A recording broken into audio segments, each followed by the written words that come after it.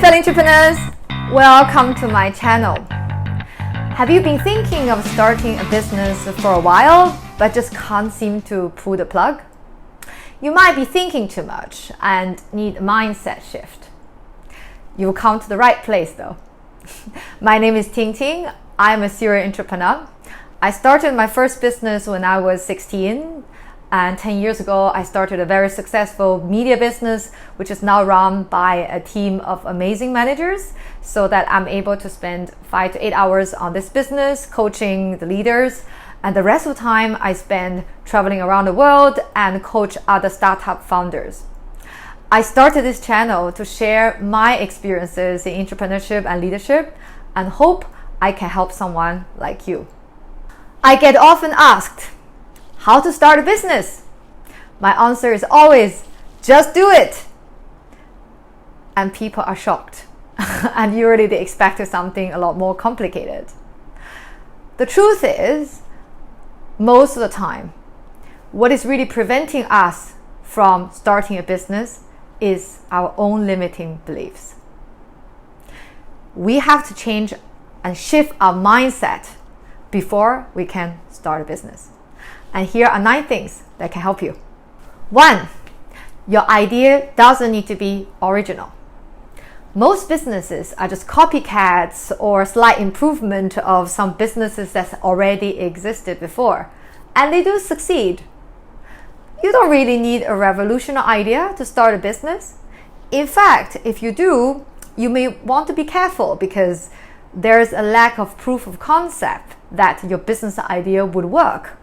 It either means you are the smartest person in the world to come up with something revolutionary, or someone has tried it before and it didn't work.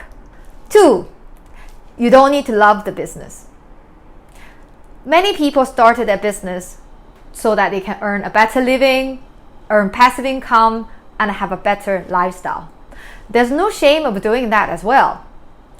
However, you do need to like your business idea and believe it enough to want to make it work, and you should have enough motivation and liking to make it work for the next at least 3 to 5 years until the business is self-sustaining.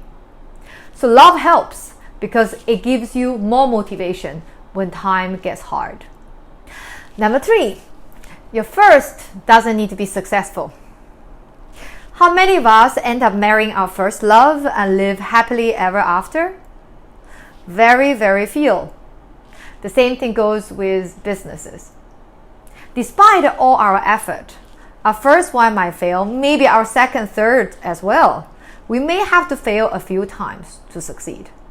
But all those failures, they are just the lessons to prepare us for the big success in the future. So don't be afraid to fail. 4. You don't need to save up a lot of money to start a business.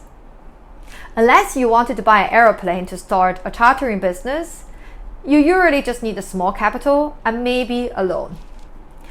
Well, if your business has potential for big scale and need a lot of capital, such as Facebook, to get up to that level, you can often find investors who will believe in your vision and idea and fund your business. 5. If your startup do fail, it's not the end of the world.